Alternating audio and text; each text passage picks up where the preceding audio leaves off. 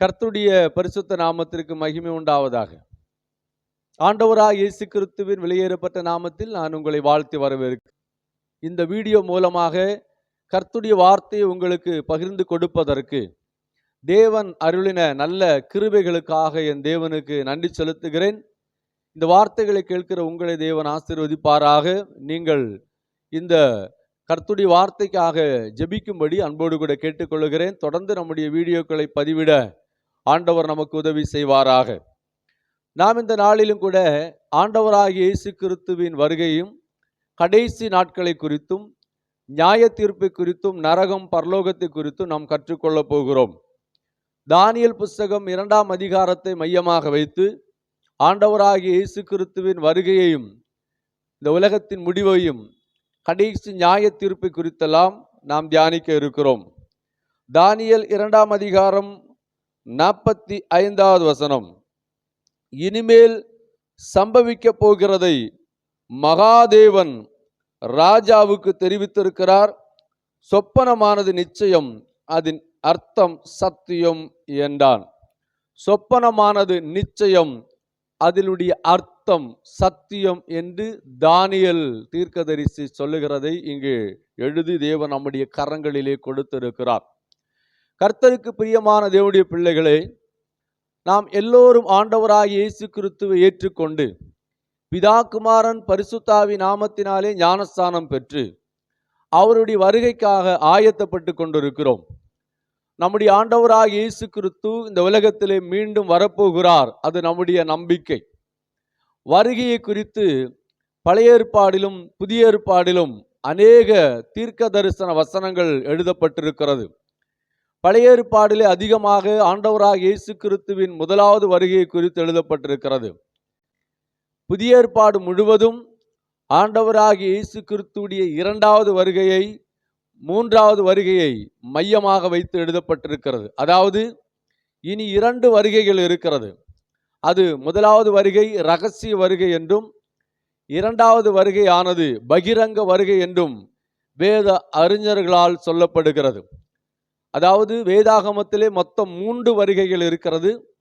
முதலாவது வருகை ஆண்டவராகிய இயேசு கிறிஸ்து இந்த பூமியிலே மனிதனாக பிறந்து சகல ஜனங்களுடைய பாவங்களையும் தன்மேல் விழப்பண்ணி இந்த உலகத்துக்கு ஒரு மீட்பையும் இரட்சிப்பையும் கொண்டு வரும் என்று சொல்லி பழைய ஏற்பாடு தீர்க்க தரிசனங்கள் எல்லாம் உரைக்கப்பட்டிருக்கிறபடி நம்முடைய ஆண்டவராகிய இயேசு கிறிஸ்து 2000 ஆண்டுகளுக்கு முன்பதாக இந்த பூமியிலே மனிதனாக பிறந்தார்.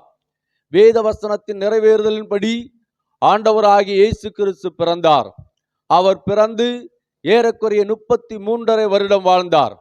அவர் இந்த உலகத்தில் இருந்த நாளிலே சகல ஜனங்களுக்கும் சுவிசேஷத்தை அறிவித்து தேவனுடைய ராஜ்யத்துக்கு அடுத்ததான காரியங்களை கற்றுக் கொடுத்து 12 அப்போஸ்தலர்களை அழைத்து அவர்களுடைய கரங்களிலே இந்த ஊழியத்தை ஒப்படைத்து விட்டு அவர் மரித்து அடக்கம் பண்ணப்பட்டு உயிரோடு கூட எழுந்து இப்போது பிதாவின் வலது பரிசத்திலே நமக்காக பரிந்து பேசிக் கொண்டிருக்கிறார்.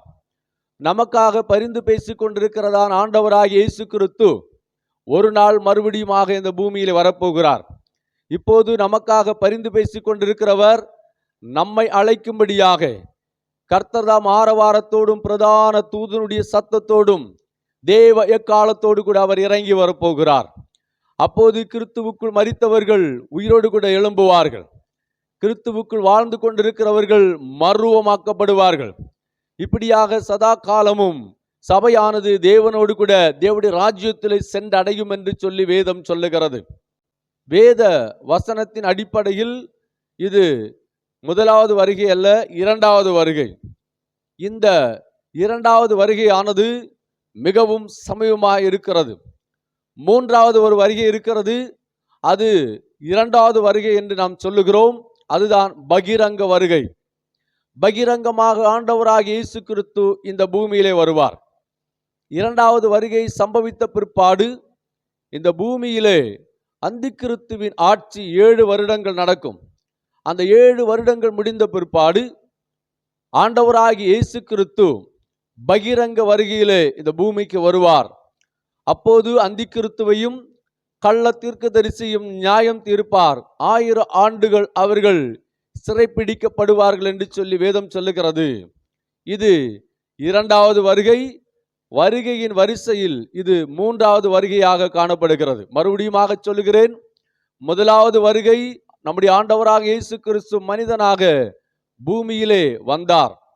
2வது வருகை ஆண்டவராக இயேசு கிறிஸ்து சபையை அழைக்கும்படியாக வருவார். 3வது வருகை அந்தி கிறிஸ்துவையும் கள்ள தீர்க்கதரிசியும் சிறைப்படுத்தும்படியாக வருவார்.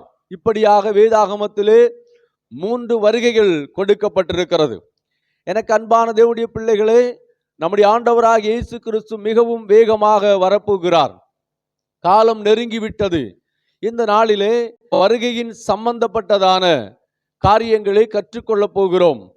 நாம் இந்த வாசித்து கேட்டதான இந்த வேத பகுதி உங்களுக்கு நன்றாக தெரிந்ததான ஒரு வேத பகுதி. தானியேல் 2ஆம் அதிகாரத்திலே நேபுகாத் ராஜா ஒரு சொப்பனம் காண்கிறார்.